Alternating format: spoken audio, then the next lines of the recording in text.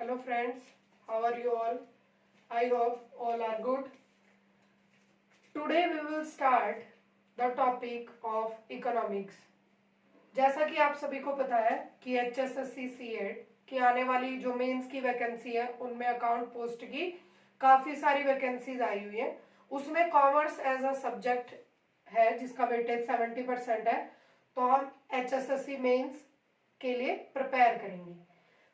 पहले हम किसके बारे में पढ़ेंगे? इकोनॉमिक्स के बारे में। Next we will study about accounts, business studies and other topics also.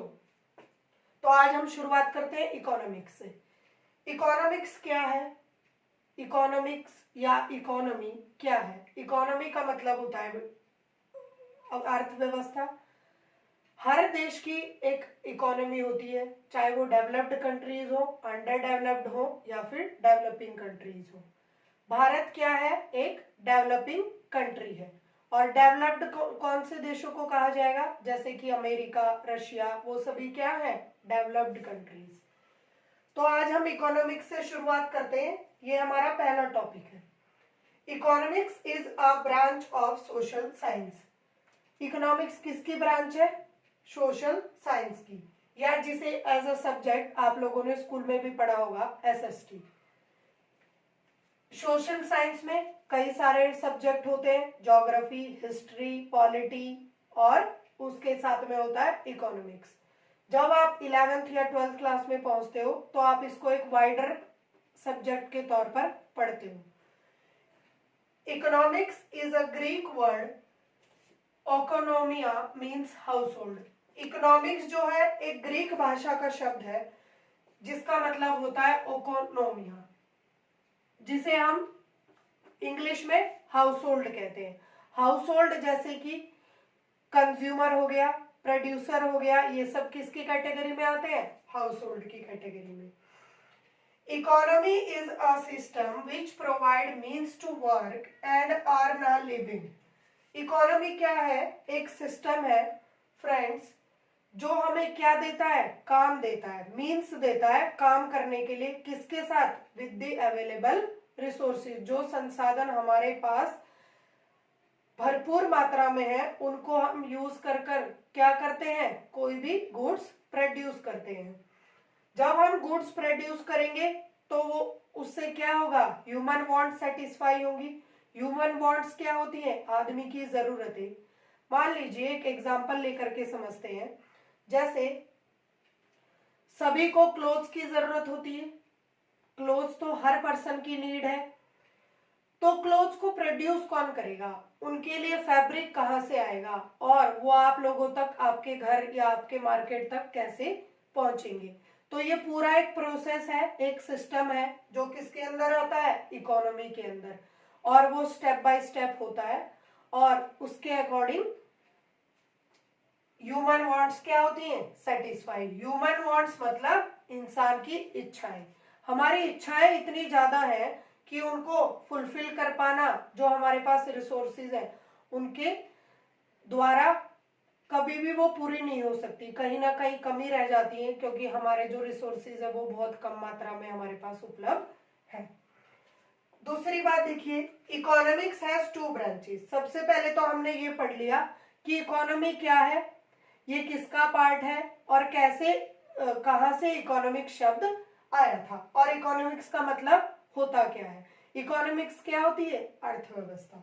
Economics की दो ब्रांचेस होती हैं, माइक्रो इकोनॉमिक्स और मैक्रो इकोनॉमिक्स। ये दोनों आपके HSSC CET के सब्जेक्ट में एज अ टॉपिक दी हुई है। फर्स्ट टॉपिक दिया है मैक्रो इकोनॉमिक्स और सेकंड दिया है micro economics and micro economics. इन दोनों को आपको बिल्कुल ब्रीफली पढ़ना है, जिसे हम आगे कंटिन्यू करेंगे। माइक्रो इकोनॉमिक्स क्या करती है? It deals with individual units. ये किसी पर्टिकुलर इंडिविजुअल यूनिट्स को डील करती है। Micro economics deal with small parts of the economy. जितने भी हमारी अर्थव्यवस्था के छोटे छोटे पार्ट्स बने हुए हैं, जैसे लैंड एक पार्ट हुआ, कैपिटल पार्ट हुआ, लेबर पार्ट हुआ, ह्यूमन कैपिटल या ह्यूमन रिसोर्स उसका पार्ट हुआ, फर्म, इंडस्ट्री, इन सभी को माइक्रो इकोनॉमिक्स बिल्कुल बारीकी से उनके अंदर रिसर्च करके उनके तह तक जा करके उसको पढ़ती है। मैक्रो इकोनॉमिक्स क्या करती है? It deals with the aggregate unit. ये as a total, as a sum किसी भी चीज को, ये उसकी गहराई तक नहीं जाती, उसको डिटेल्ड नहीं करती, उसको एज अ एग्रीगेट रीड करती है। एग्रीगेट मतलब टोटल या फिर sum of that. Father of micro economics किसको कहा जाता है? एडम स्मिथ को। एडम स्मिथ को इकोनॉमिक्स और माइक्रो इकोनॉमिक्स दोनों का पिता कहा जाता है। ये क्वेश्चन 1 मार्क के लिए जरूर से जरूर आ सकता है, बहुत इंपॉर्टेंट क्वेश्चन है। दूसरा है father of macro economics. Father of macro economics किसको कहा जाता है? John Maynard Keynes. John Maynard Keynes एक बहुत बड़े इकोनॉमिस्ट हुए और इनकी कई सारी थ्योरीज भी हम इकोनॉमिक्स में आगे पढ़ेंगे। इनको मैक्रो इकोनॉमिक्स का जनक कहा जाता है। ये क्वेश्चन भी बहुत इंपॉर्टेंट है, ये भी आ सकता है in future. Second thing is economics. Economy is a branch of social science, हम सभी ने पढ़ लिया। Economy deals with human wants with the available resources. ये क्या करता है बेटा? जो हमारी ह्यूमन वांट्स होती है उनको फुलफिल करता है। आगे देखते हैं।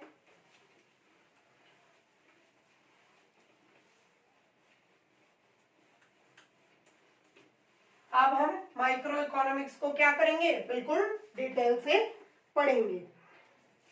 माइक्रो इकोनॉमिक्स में क्या होता है? Micro economics deals with individual units.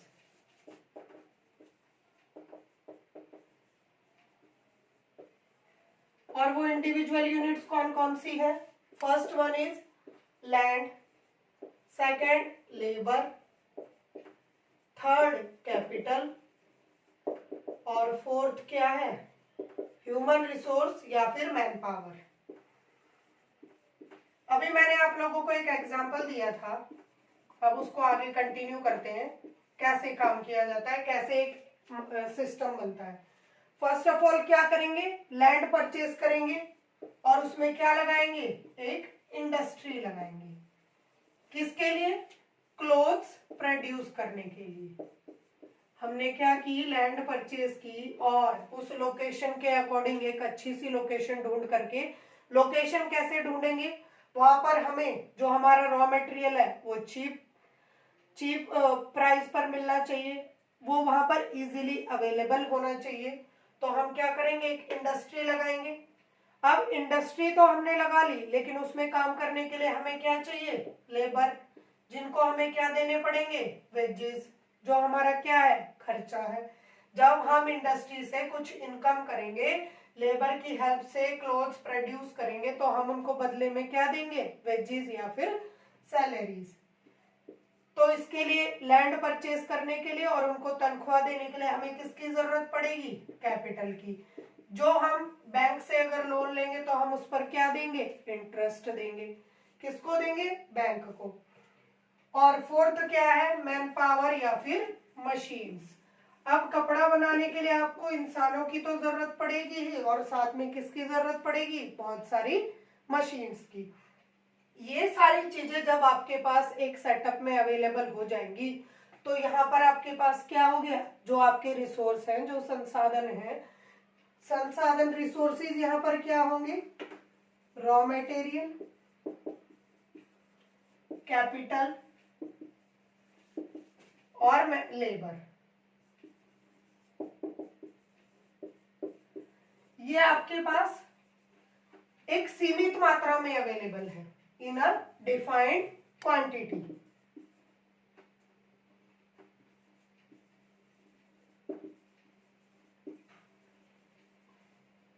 तो हमें क्या करना है? इनके साथ ही अपना प्रॉफिट देखते हुए क्लॉथ प्रोड्यूस करना है, जिसे आगे जाकर के हम क्या करेंगे? ह्यूमन वांट्स सेटिस्फाई करेंगे। जिसको भी कपड़े की नीड होगी, इंडस्ट्री से हमारा कपड़ा किसके पास जाएगा? मार्केट में डिस्ट्रीब्यूटर के पास, और वहां से जिसको भी उसकी नीड होगी वो क्या करेगा? परचेज करेगा। लेकिन इन सभी चीजों को देखते हुए कभी कभी क्या हो जाती है, scarcity. What do you mean by scarcity? Scarcity क्या होता है?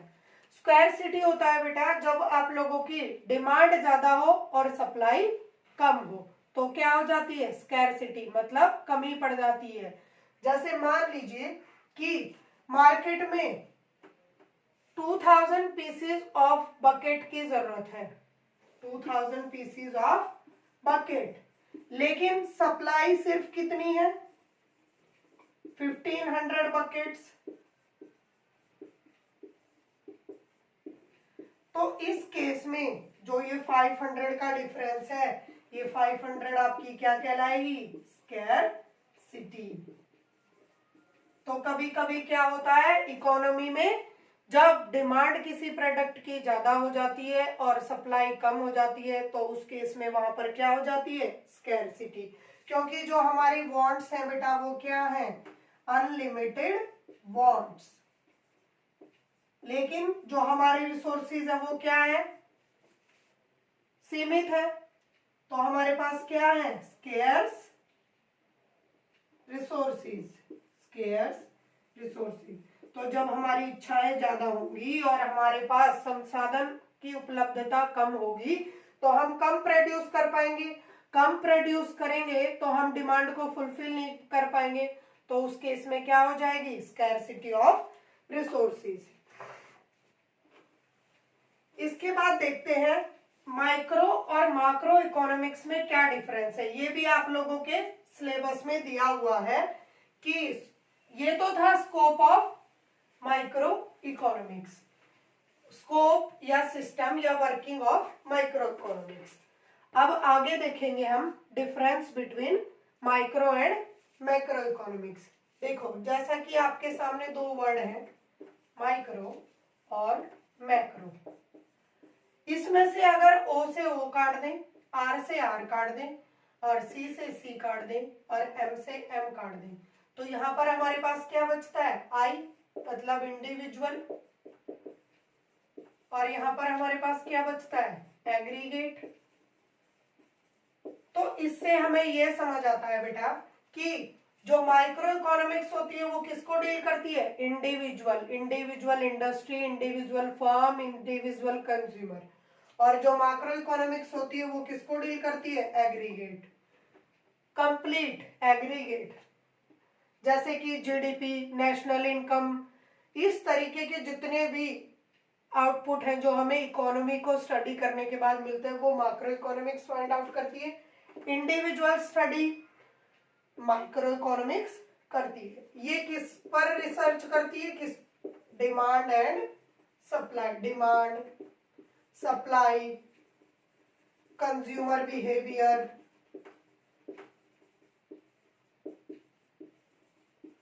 और प्रोड्यूसर बिहेवियर, ये इन चीजों पर रिसर्च करती है, इनको स्टडी करती है।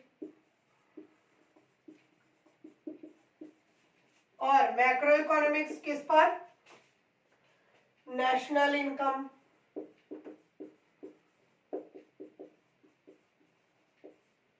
जीडीपी यानी ग्रोस डोमेस्टिक प्रोडक्ट, कई बार जीडीपी के फुल फॉर्म भी पेपर में पूछ लेता है, और फ्यूचर रेशियोज के बारे में, जो हम जो फ्यूचर रेशियोज तय करते हैं या हमारा ग्रोथ रेट ऑफ इकोनॉमी, ये इन पर स्टडी करती है। दोनों क्या है, सेपरेट, ये किस पर बेस्ड होती है, फैक्ट्स एंड फिगर्स, और ये कलेक्टेड डाटा, जो डाटा कलेक्ट होता है उस पर बेस्ड होती है।